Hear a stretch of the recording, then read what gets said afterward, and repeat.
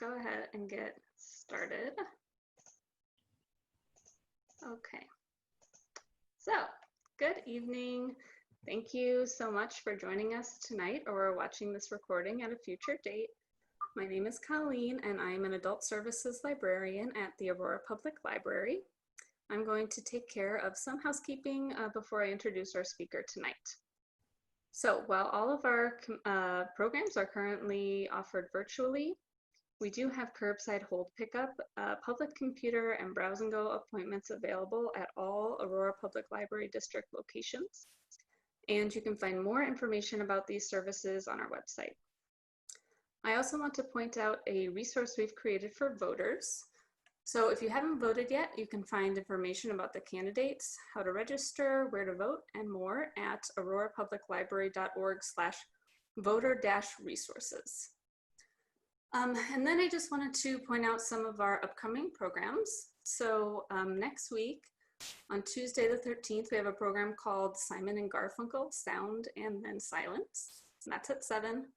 And then the next day, I think it's, so that was Tuesday, so this must be Wednesday, Astronomy with Your Eyes at 7. And then on October 19th, we have a program called The Basics of Family Law at 6. Okay, so you can find more information, register for those at aurorapubliclibrary.org/events. And just as a quick reminder, we will be recording this presentation and it will be available on the library's YouTube channel. So feel free to, so we're going to do questions at the end, but you know, as we're doing the program, you can feel free to type questions in the chat and Zoom or in the comments on Facebook. Okay, so let's get to the main event. Gary Midkiff is a college professor, lecturer and analyst, writer, author, and chef. He teaches business strategy and ethics courses at North Park University. He works with the Foreign Policy Association's Great Decisions program, leading community discussions about foreign policy. And he publishes an international newsletter on this topic a few times each month for almost 2,000 readers. And that's called The View from My Balcony. His first novel, Busville, has sales ranking in the top 10% of all Amazon fiction titles. His second novel will be published next year.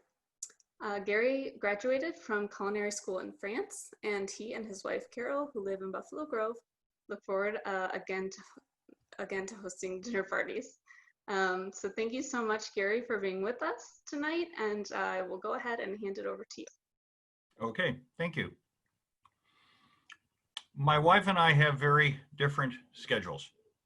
My wife, Carol, works in a traditional office setting, although recently she's been doing a lot of work from home.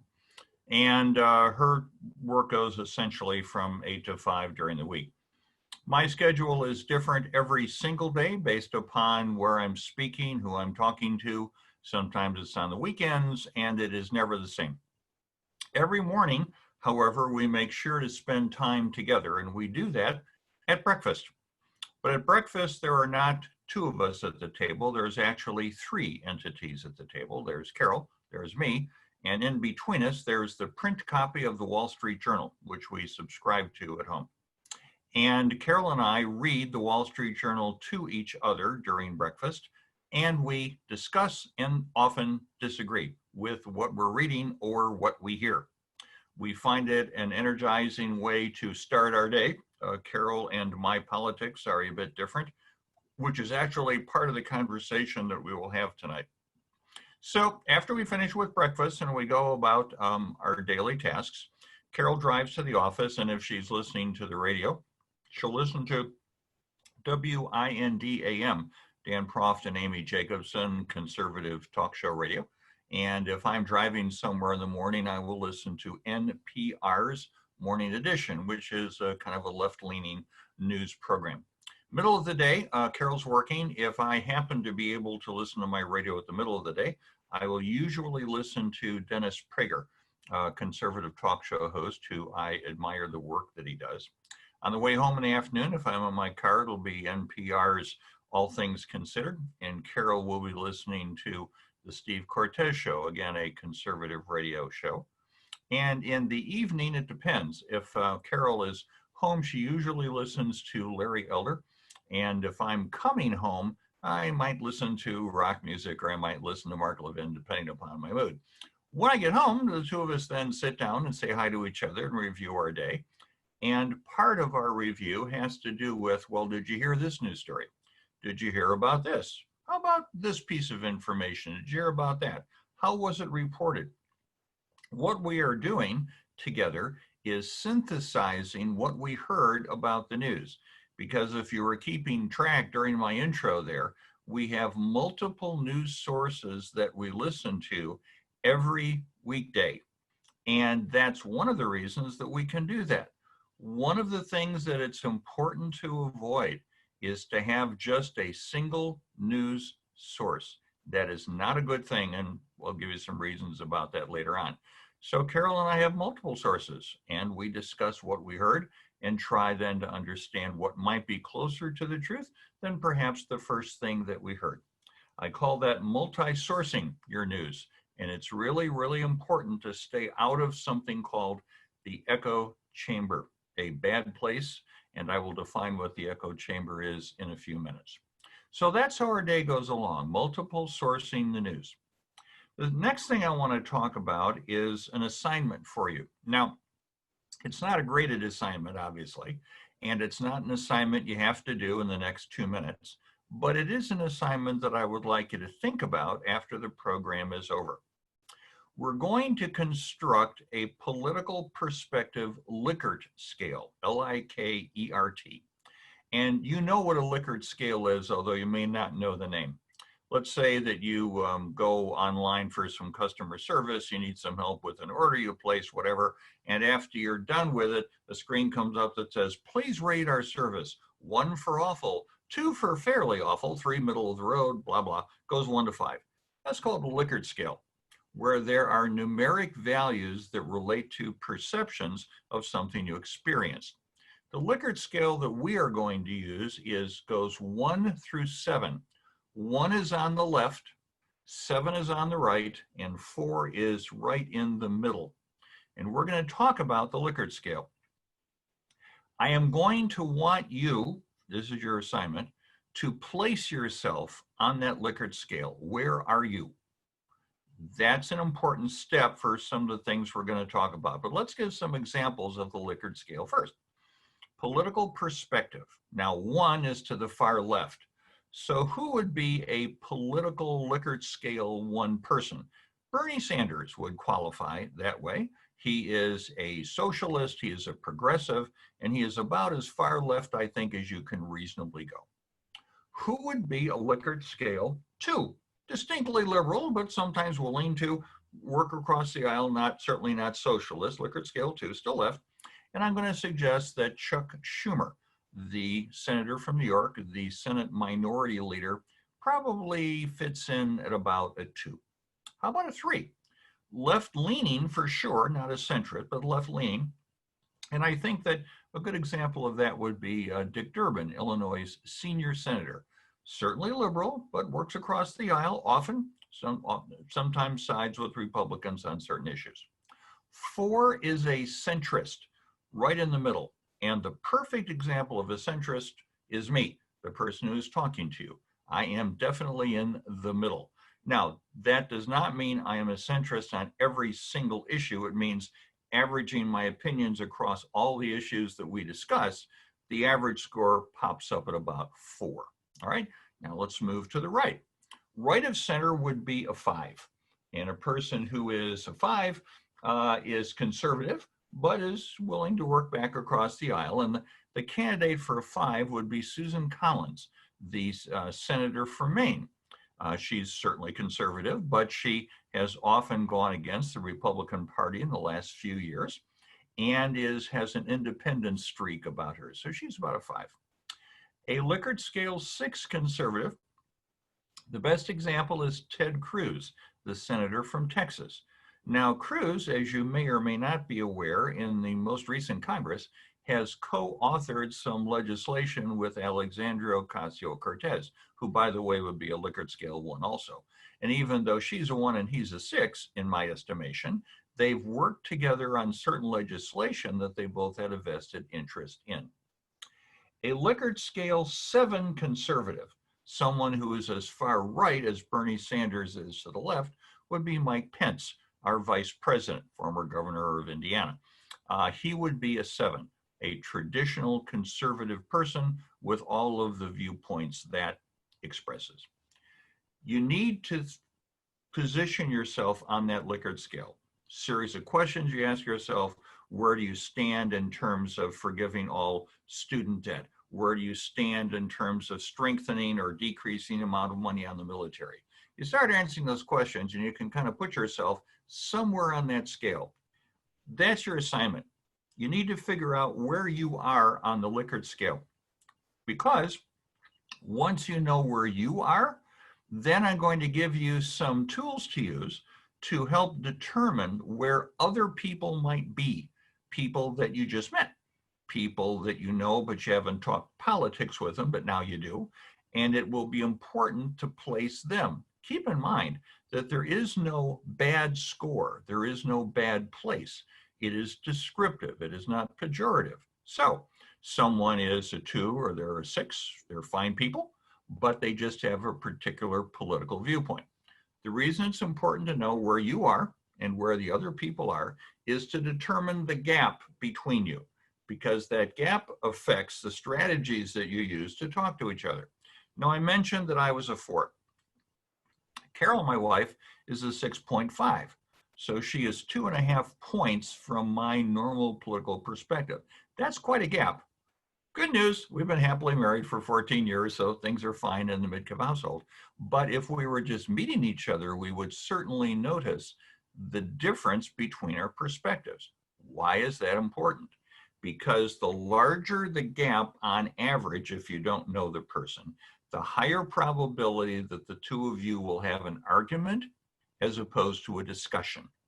So knowing where people are kind of alerts you to the fact that I've got to be careful when engaging in this conversation. We need to talk about politics. We also need to talk about religion, but that's not the subject for tonight. We need to talk about politics. It's a discussion about how we govern ourselves, how we wish to govern ourselves. And you should be able to talk politics anywhere once you understand how to avoid arguing about politics. Likert scale, where are you? And then start to think about where other people might be. All right. There used to be 2 videos for this presentation. I've taken one out because Zoom doesn't always work well with YouTube videos. Later on, we're going to try one video and see if it works. And if it does, great. And if it doesn't, I'll talk you through what the message was. But this is a video that comes from PBS Idea channel. You can find the PBS Idea channel on YouTube. It's YouTube channel, meaning a place where content is put. And PBS has some really neat programs there that you might want to look at. This particular one was called, "How Does the Media Tell You What to Think?" I am very sensitive to that. I am very much an independent consumer of news. I do not like someone to tell me how to think or what to think. I don't like to be yelled at. I like to have discussion and reasonable discussion. To me, that's very, very important. So media tends to be biased. By the way, all media has some bias. That's print media, radio, TV, podcasts. There is some bias. Can't get away from it. What you have to do is recognize where it is. I mentioned Carol and I read the Wall Street Journal. Let me make a point. When I do my presentations, which are often political, often afterwards someone will come up to me and say something like, "Well, I read the New York Times, isn't that enough?" And the answer is no, it's not enough. There are 3 fine newspapers in this country. There's a couple of really good ones outside this country, by the way, like The Guardian. But inside this country, there are 3 really solid newspapers: the New York Times, the Washington Post, and the Wall Street Journal. They are all fine journalistic engines. They all have good editors. They all have talented reporters and some really interesting columnists. But if all Carol and I did was read the Wall Street Journal and not consume any other news, we would be prey to the bias that is in the journal. Same if you just read the New York Times. So it doesn't make a difference which one you pick. The key is to pick some other sources from other perspectives. So keep that in mind. All right, let's go back to what the first video would have been from the PBS channel. It talks about how the media tries to force you how to think, and it talks about 3 theories that have been developed about that. The first theory became popular just before, during, and just after World War II. And it's called the magic bullet theory. There should be a better name for it than that, but that's what it's called. And the magic bullet theory essentially says that media takes an idea and it shoots it into your head and the head of the person next to you, and everyone's going to react the same way. That became a popular idea during propaganda films of World War II.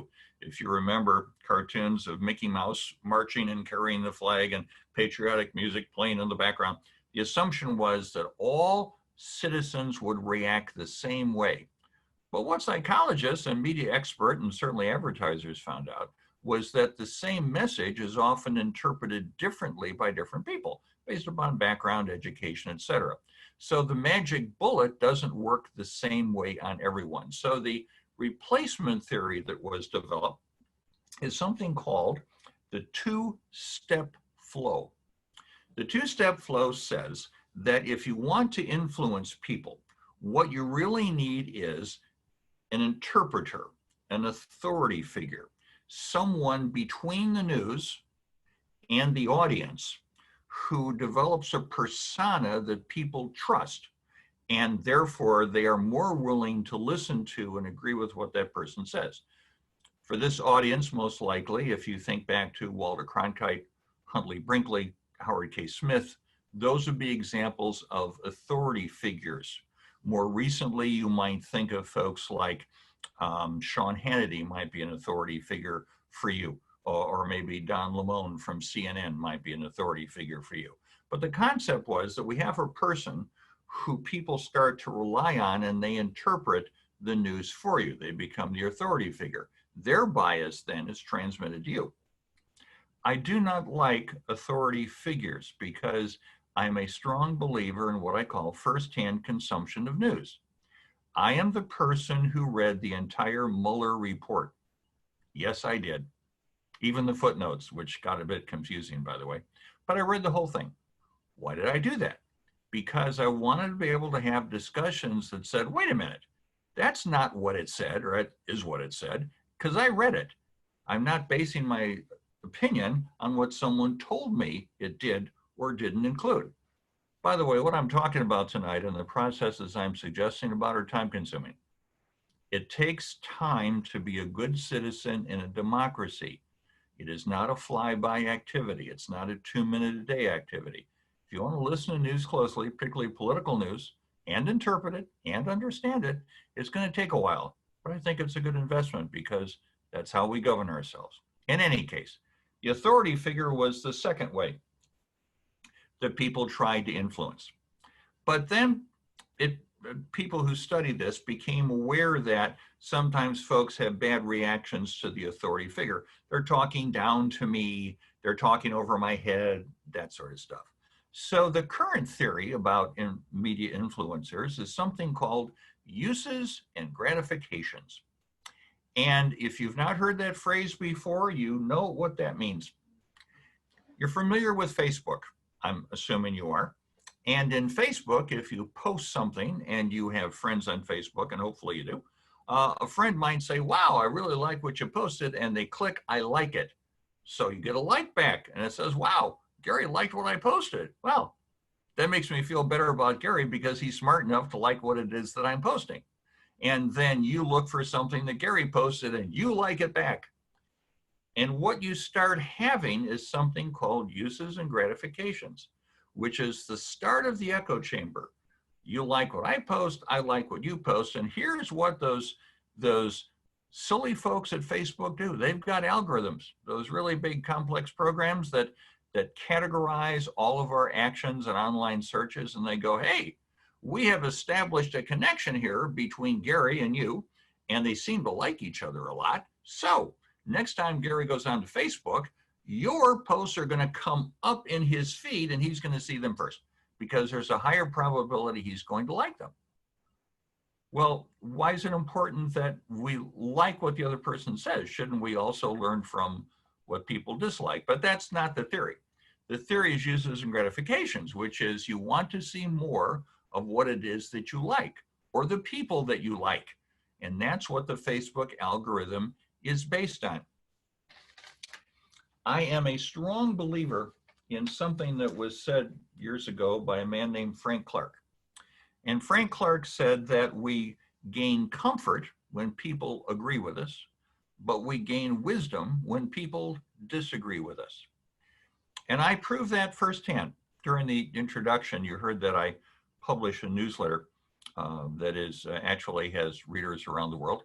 And whatever I write and whatever I publish, I guarantee you there will be some portion of my readers who disagree.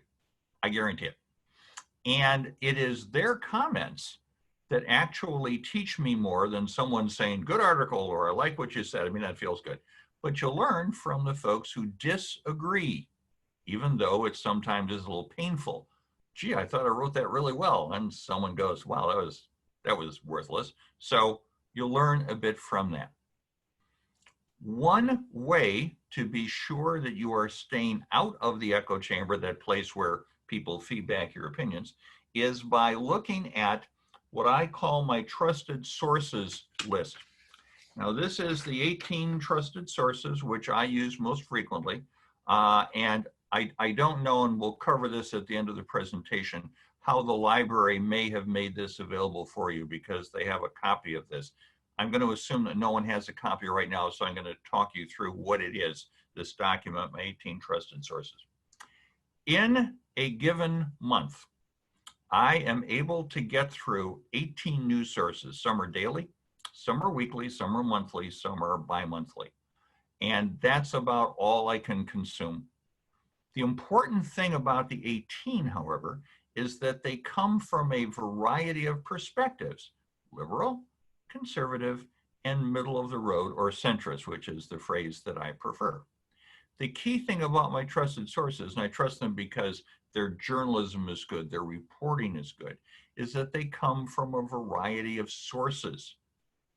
My most trusted source, by the way, is Foreign Affairs Magazine. Now, Foreign Affairs Magazine is published every other month. They typically have about 8 articles. A typical article goes about 12 pages or so. And the people who write those articles are well known in the field. It might be Mike Pompeo, it might be John Kerry, it might be Jim Mattis, who are publishing the articles. And they are always very thought-provoking, and they focus on foreign affairs, foreign policy. They're very accurate, and they tend to be middle of the road. It is my most trusted source. If you're interested in foreign policy, international news, and you have not looked at foreign affairs, you can look at it online, by the way, and get a trial subscription. Take a look at it. And I think you might be impressed by the quality of the articles. They typically have a unifying theme for the month, and then the articles kind of support or buttress what that theme is. Another one of my most trusted sources is The Economist. Now, The Economist is a challenge. So magazine, it's about 100 pages a week. And in all honesty, I do not know any person who reads the entire Economist every week. It's almost impossible. It's 100 pages. It's type 2 font. They do it in single spacing. It is crammed full of information. Besides that, they spell stuff funny. It's produced in England, and some of their spelling is just wrong. So you have to plow through that. And people usually say, I've got a stack of economists I have to go through. I found a way to get through it, and that is I look at the table of contents, I pick a couple of articles that are important to me, and I read those. And I say, okay, I read The Economist and I feel good about it. But the quality of their journalism is excellent. They criticize and they compliment. I get upset with a news source if all they do is repeat the same perspective over and over and over. Obama was a failure. Obama did this wrong. Obama did that wrong. Obama did this wrong. Okay. If that's all they can do, if there's a drumbeat that keeps giving me the same message, then I really don't need that as a source because they are too biased for me to even understand. In any case, My list of sources includes radio stations, websites, magazines, newsletters, and blogs. And all of them are advantageous because I can read them at my leisure, at my speed, when I have time. Listening on the radio, I'm kind of limited. But the print sources, I can read when I choose to. The key point to me of this is at the very, very bottom, and that's where it says television. I do not watch television. Really, I don't watch television. Carol and I have not watched television for 11 years. Now, to be honest, I watch television once a year. It's called the Super Bowl. I go next door and we watch television. Watch Super Bowl. Haven't seen the Bears there recently. Oh, whatever. So we do watch the Super Bowl. Other than that, we don't watch television. We do have a TV in our home, thank you for asking, and we use it for movies. Matter of fact, we go to our local library and we rent, not rent, we check out, there's no charge, DVD movies, and then we watch them together. And that's very satisfying for Carol and me to do that, but we do not watch TV. Why not? I do not like to be yelled at, and I do not want to turn on a program where suddenly there's 5 talking heads that are going to explain to me what just happened in the 20-minute speech by Joe Biden or the 20-minute speech by Donald Trump. I'll listen to it myself and I'll interpret it myself. I don't need people to tell me what it is they said. That's the authority figure thing intercepting. Don't do it. Sometimes people will say to me, well, you know, there was a really good 60 Minutes on yesterday, or Fareed Zakaria had a really good program on CNN. And if that's the case, I guarantee you that if you give me about 60 seconds on the internet, I'll find it. Because all media outlets who produce programs of that quality make sure that you can get their stuff online. And if Fareed Zakaria had a great guest and did a great interview yesterday and you tell me about it, I'll find it on my computer and I'll watch it at my leisure. But I do not watch TV. As I mentioned, our experiment's been going on for over a decade now. And I often bump into people now who tell me that they have tried my suggestion of not watching TV. And people will say, it's been a year, it's been 2 years, we haven't watched TV. And they will invariably say the same thing to me, which is, you know what, I'm calmer. Really? Yeah. Yeah, not having people yell at me, all those commercials, it's actually calming. And those of you who watch TV these days, my understanding is you're seeing a whole lot of ads about the Fair Tax Amendment, a whole lot of ads about other political stuff. Maybe there's, you know, candidates for president and stuff. And I avoid all of that. I do believe that I am well informed because I spend time doing this, but TV is not the way that I inform myself. That's not for everyone, but consider it, because I'm not sure that TV, and I'm talking TV, any news station, MSNBC, CNN, Fox News, take your pick. I'm talking about TV in general. I want to consume my news when I can focus on it, and I do not want to be yelled at. All right. We're now going to do our experiment. Our experiment is that we are going to watch a video.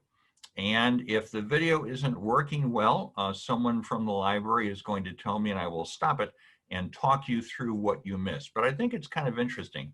It is a TEDx talk. The gentleman is from London. He is going to talk about the day after Brexit, but it's not about Brexit, it's about social media consumption.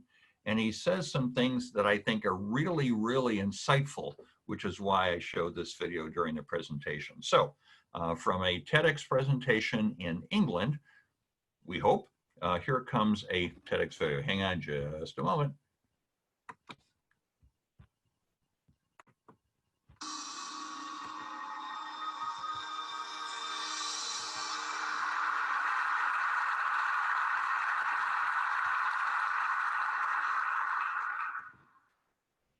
I woke up on the morning of the 24th of June 2016 and I couldn't believe my ears. Every single one of my social media connections. Gary, are we supposed to be seeing the video? It already fell over. Oh. It fell over at this end. Yes, you should have. Yep. So much for that one. Okay, hang on a sec. There we go. All right, so I'm going to talk you through what the guy would have said. I love Zoom and I love YouTube. It is so exciting. So let me talk. I'm not going to do the British accent thing, though, because, you know, I can't do that. But I'm going to talk you through what he says. He says that he talks about the danger of the echo chamber. And I did a TED talk about this myself a couple of years ago. And the echo chamber is where you're in a place where people agree with you, where your social media feeds, your Facebook stuff feeds back people that like you, etc. And that's not really good for you because you need to be challenged. You need to be in terms of, well, I thought this was true. Well, maybe it's not. Here's some other information. Why don't you consider it? Here are a couple of key points that the gentleman makes, and I will expand upon the key points. First of all, he says that recent surveys suggest that across the entire population in the United States and in Britain, combining them together, roughly speaking, 2/3 of people get their primary news from their news feed. Now, the news feed is what goes across the bottom of your smartphone, or if you're on Facebook, you can set it to go across the bottom of Facebook as well. It is a flow of news headlines. It is unedited. All it is what's happening now or what happened in the last few minutes. There's no editorial review. It is simply what's going on now. And it leads to something which I regard as counterintuitive. If you follow social media, you know that you can look at what's called what's trending. What's trending means what are the news stories, the news topics that most people are looking at. And the reason that number is even published is because there is a belief in the echo chamber that you, as a consumer of news, certainly want to be doing what other people are doing. So if something's trending, you better go there. Personally, I don't care what's trending. I mean, Ruth Bader Ginsburg dies, that's a news item, and everyone is aware of that. That's not trending, that's a news thing, right? But topics that are trending, I don't really care if they're trending. They may not be important to me. What is Kim Kardashian wearing? I have no idea. And if it's trending, I'm not keeping track of it. So that is pretty much a pointless metric. What is important is this story important to my country, my state, my county, or me and the work that I'm doing? Those are the things that I gauge for importance, not whether something is trending. Then he goes through an interesting exercise where he says that the algorithms are becoming much stronger, and the day is coming, as you probably know, where you will be able to, if you choose to, buy something which is kind of called Google glasses, kind of a mixed reality layer glasses, where you're walking and you can see, but you can also see data if you wish. If you move your eye up to the corner, you can see data at the same time. Google introduced this about 5 years ago. It didn't sell. They'll be reintroducing it, and the expectation is there'll be 15 million Google Glass or equivalent users in the next couple of years. Where might that have an effect? Well, you're at the grocery store and you're walking down the aisle in the grocery store, and suddenly a product has a glow around it. Why does it have a glow around it? Well, because you bought it before, or because the grocery store or the company that made the product paid the grocery store to highlight that when you go down the aisle. And by the way, you already have seen this technology at work. When you go on to Amazon and you sign in and they go, well, hi, Gary Midkiff, nice to see you. Other people who buy the sorts of things that you tend to buy in Amazon, they recently bought A, B, and C. Would you like to go look at them? It's the same algorithm. It's trying to match my behaviors and my search histories with the behaviors of others. I don't care what other people looked at who are like me, whatever that means, but that's kind of the same thing. So then the speaker goes further. He said, it's possible that algorithms can be developed that would say, you know what, these two people may not get along together, you know, and maybe they shouldn't meet. And maybe when you're walking down the street, we're going to black out this person because the two of you are so polar opposite, you're never going to get along. And then he says to the audience, and if you're sitting with someone now, you can do this experiment quickly. He says to the audience, turn to the person you're sitting with And imagine that there's a big algorithm that says, you know what, the two of you are so very different that you really should never meet. And one of you is blacked out so that the algorithm is working to keep you apart. Sounds strange? Can be done. But let me give you two counter arguments to that. I want to talk about the two people that, other than my children, the two people that I love most in the world. The first is a guy named Chuck. Chuck was the best man when Carol and I got married, and Chuck and his wife Angie have retired to a suburb of Houston, Texas. We visited them down there last year. Chuck and I are very, very close. And back in 2008, when the election was between John McCain and Barack Obama, Chuck and I argued for hours and hours. Matter of fact, our wives got kind of tired of us. Chuck is African American. You'll notice I'm not. Chuck favored McCain. I voted for Obama. And we disagreed continuously. He's my best male friend in the world, and I love him. But in terms of political perspective, it would be hard for us to be further apart. If 7 is a full conservative, Chuck may be an 8. I don't know. I mentioned Carol's perspective and mine. You may be familiar with Myers-Briggs personality profiling. It's a way of trying to kind of categorize someone's personality. Are you an introvert? Are you an extrovert? Stuff like that. And there are 4 characteristics that are measured, and you are A or B, and you do the math on that, and you come up with 16 different basic personality types. It's a very handy tool. I have a set of personality types, including extrovert, which you probably already can tell. So I have 4. Carol's 4 are totally opposite. Everyone that I am, she's the opposite over here. And as I said, we're doing fine, and we enjoy being together. What if I hadn't met her? What if I hadn't met Chuck because some algorithm says I wasn't destined to meet? It would not have been good. I would much prefer first person interpretation than that. As we go into some strategies about discussing politics, let me mention one more personal anecdote. It goes like this. We live in a 5-story condominium building in Buffalo Grove. We live on the top floor. And I'm president of the association, so I know all of the folks in the building, because that's what we presidents do. And one of the couples in the building are from China. Their anglicized names are Amoy and Jennifer. And they left China, they moved to Canada, then they moved to the US. They are nearly citizens. They work through the process. Their oldest is a student at University of Illinois, and he is pre-med. And after they got to know us a while, enough to be able to ask us semi-personal questions, they said to us, wow, Gary and Carol, you guys talk politics all the time. To which we stopped and said, I guess we do. Hadn't thought about it because that's what we do.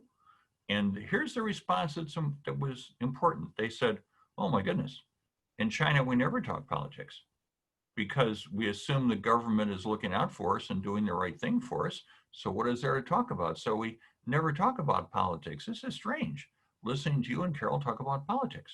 Think about that for a minute. I don't trust the government that much. Sorry, regardless of who's in charge, I don't trust the government that much. So we talk about politics all the time. It's nice being in a society, in a culture where you can do that. And to not do that is a shame. I mentioned that people will come up to me and say, I read the Wall Street Journal, isn't that enough? It's not. And then I'll have people go to me and say, oh my goodness, I can't talk politics with my spouse. My response is, who better than your spouse? They know you better than anybody else does. And you should be able to talk politics with them. My goodness gracious. So let's get down to 3 specific things that you can do in terms of helping you have conversations about politics with other people. Now, keep in mind that you are going to work on your Likert scale score, right? And you're going to think about where other people might rank on that scale, right? Here's the first thing to do. Seek to understand rather than seek to persuade. Seek to understand rather than persuade.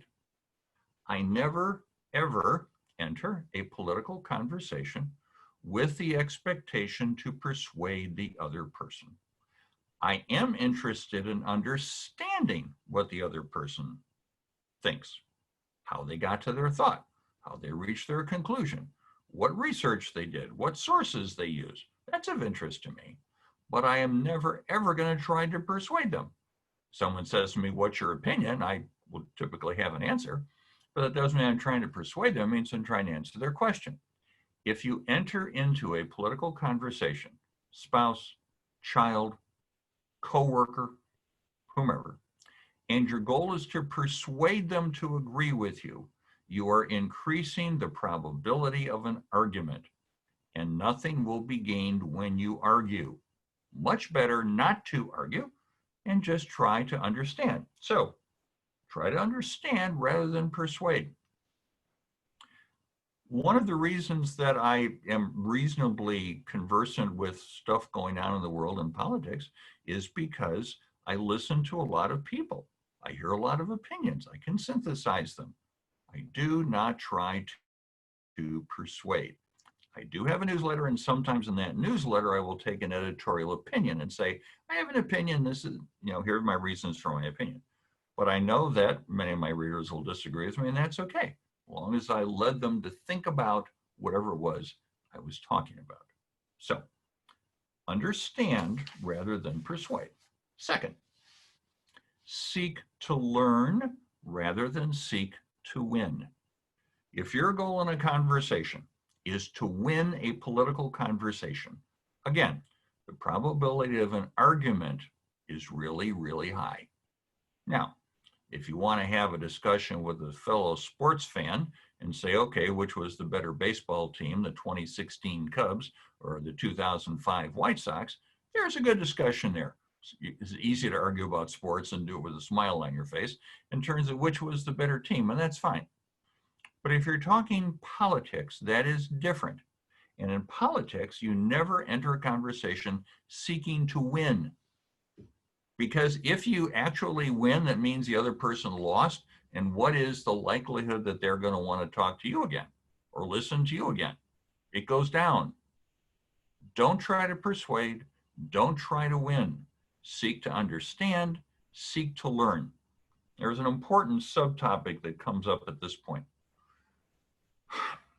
Periodically, I like to confuse my college students. It's in my nature to do that. And it's actually kind of fun for me, not so much fun for them. And depending upon the circumstance, I will sometimes say to my students, what is the sound of listening? And they look at me like I'm from another planet, and they kind of stumble around for a few minutes. They've got no idea what I'm talking about. So after they kind of roam around for a while, I explain to them. I say, okay, here's the sound of listening. The sound of listening is the sound of a sponge absorbing water. And of course, there is no sound when a sponge absorbs water. That's the sound of listening, which means if I am listening really well, there's no sound up here. It's quiet because I'm totally focused on listening to your words and absorbing them. It is bad listening where I'm listening to you and at the same time formulating my response. That's bad listening. There's a lot of noise going on up here. It's not quiet. The human mind is incredibly capable. And if I'm listening to you talk, when you finish, I'll have a response. It won't take me more than a couple of microseconds to come up with it. I don't need to construct it while I am listening to you, because if I am, I'm not really listening. I'm constructing what it is that I want to say. I went out to lunch a few weeks ago with a friend of mine. We hadn't seen each other face to face in probably, 7 months or so. So we went out to lunch together. It was very nice. So we're sitting and talking. He was explaining an important issue. He's thinking about moving to Virginia from Libertyville, Illinois. Big move for him. And I'm saying I'm listening, and I'm quiet, and I'm focused. And at one point he stops me and he says, Gary, you're staring at me. I said, I'm not staring at you, I'm listening to you. He said, no, you're staring. I said, I'm totally focused on what you're saying. What you're talking about is important. I want to understand it, and I'm focused. I'm not thinking about anything else but you and the words that you're saying. He adjusted to it, and then he completed his thought. But to me, that's good listening skill. When I'm in front of a group of students, or when I'm doing a lecture like this, but it's face to face, I can tell if people are listening. It's very, very obvious when you look at people's faces, whether they are or are not listening. But remember that the sound of listening is the sound of a sponge absorbing water. And if that's the sound in your head, then you're listening. Kind of hard to do that if someone is yelling at you from the TV, by the way. Just thought I'd toss that in. Here's the third one. And this is the one that people find the most challenging, but I'm going to ask you to try it a few times because I'm going to suggest to you that you'll be surprised. Sounds like this. Seek common ground and spend time plowing it. Seek common ground and spend time plowing it. What does that look like? Pretend you're at a dinner party, large dinner party. You don't know most of the people there. You remember what dinner parties are, right? You go to people's houses, eat food, right? Okay. So pretend you're at a dinner party and you're in a conversation with someone you just met and you exchange names and you want to know something about them. So you ask kind of an open-ended question. What did you think about the vice presidential debate? What do you think about the terrible wildfires that are destroying so much of California? Some topic, something that, is newsworthy. The person is probably going to have an opinion on it. And you ask the question open-ended, and then they start to talk. And you listen. No sound, right? So you listen. You don't know where they are on the Likert scale. You don't know where they're going to turn out. You know where you are. You don't know where they are. But you listen to their answers, and you can start to get a determination how they talk about what references they use, sources they use, opinions they have, where they might be on that Likert scale. So you can start to say, well, this person sounds like they're pretty liberal. And okay, so I may ask another leading question. So you start to get a picture of where they might be. And you, by the way, are some distance away on the Likert scale. You need to keep listening to that person until they say something that you can honestly and truly agree with. Because if you listen for a few minutes, they will. It sounds like this. You ask the open-ended question, the wildfires in California is a good question. Does it have to do with climate change? Does it have to do with poor forest management? A couple of perspectives on that. So you're listening, and the answer sounds like they're really a climate change danger type of person. You think it's more the fact that California hasn't cleaned out the underbrush and like they're supposed to, which blocks forest fire, sort of thing. So you get a feeling you're kind of a little bit far apart on this one, but you keep listening. If you listen for a couple of minutes, I can't guarantee that's too much, but probability is that that other person will say something you can agree with. And then you have the opportunity to say, you know what? I think the same thing. When I heard that, I felt the same way that you did. You don't have to say anything more. You got to be honest and sincere, by the way. If you do this falsely, this won't work at all. And the other person goes, wow, we have a point in common, because they don't know you any better than you know them, right? We have a point in common. And what happens to them is their defenses go down a little bit.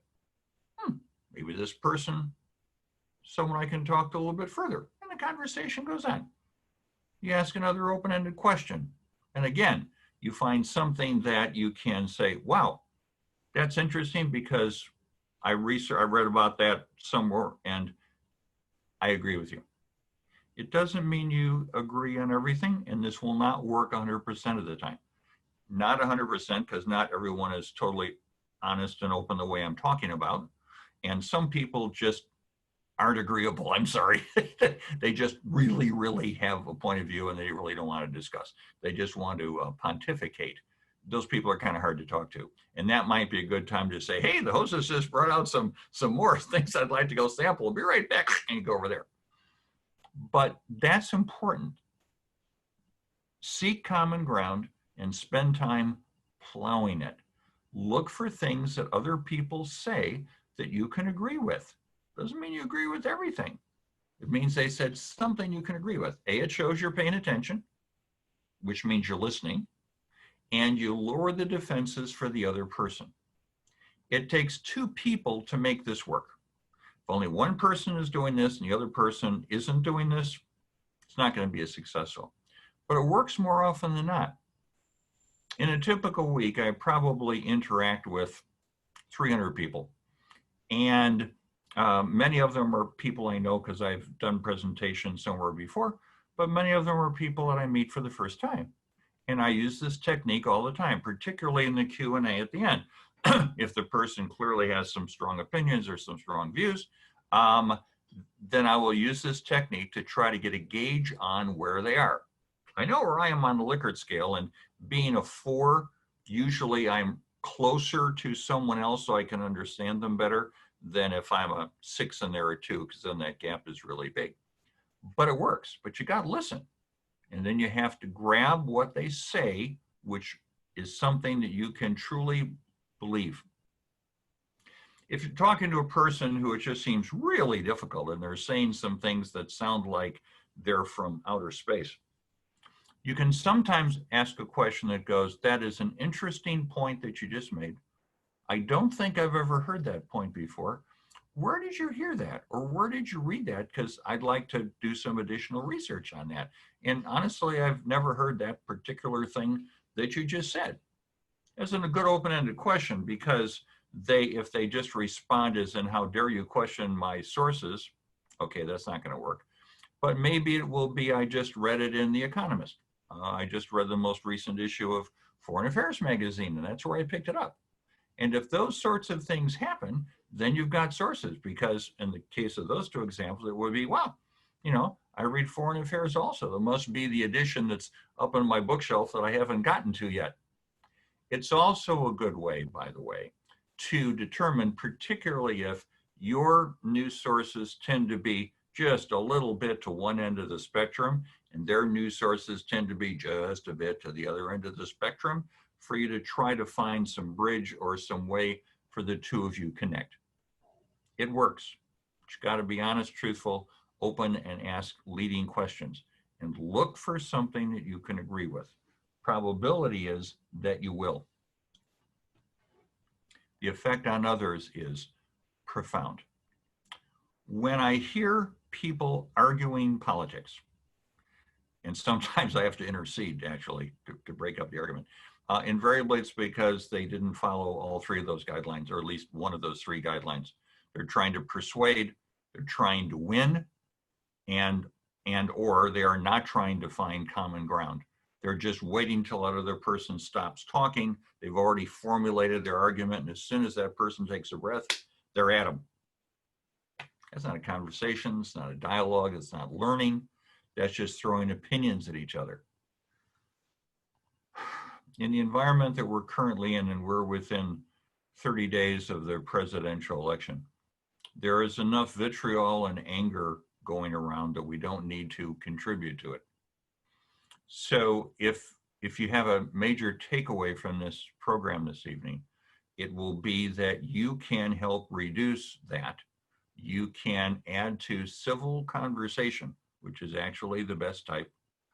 But go back to what I said to your assignment. Where are you on the Likert scale? On average, not every single issue. Where are you? And then learn practice how to place other people on the scale. It helps. And then go through those 3 steps that I mentioned. And I suspect that you will not be like the person on the front of my handout who is in the doghouse because he spoke up badly at Thanksgiving. Oh, by the way, Thanksgivings at our house are always fun. A, because I cook, but B, because all the people that come to Thanksgiving at our house knew we're going to talk politics and know what the rules are. And we never have anyone behave badly as a result. Some people are kind of quiet for a while, but no one behaves badly because we need to talk about how we govern ourselves. It's the advantage we have of living in this country. That is my presentation for this evening, Aurora Library. So I don't know, I see only one chat, and I think that chat was the reference to, yes, it was to the handout. So you can grab that separately. Is there anything that popped up through Facebook? I don't see anything yet. And I posted the handout in the Facebook comments as well. So hopefully people can access that. Okay.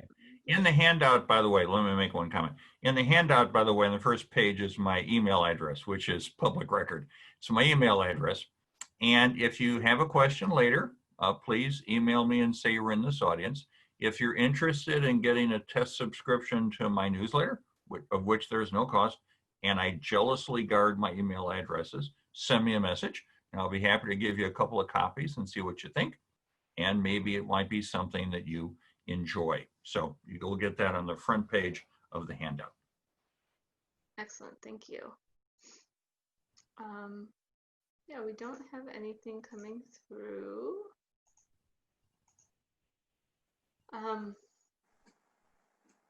Chris says thank you.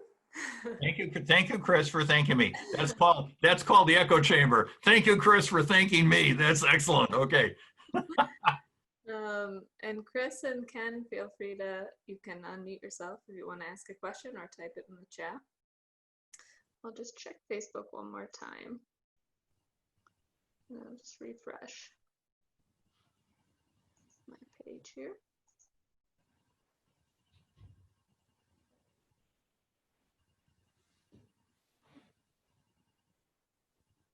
Okay, well, nothing coming through, but thank you so much. That was really fantastic. I learned a lot. Thanks so much for having fun at your house. Our breakfast, we sometimes joke that we'll sell tickets to our breakfast. They are entertaining, and the food's always good too. Yeah. Okay, so thanks everyone for attending. It was nice talking to you, and hopefully I will see you again sometime soon. I'm going to sign out now. Okay, thank you so much, Gary. Okay, bye-bye. Bye, everyone.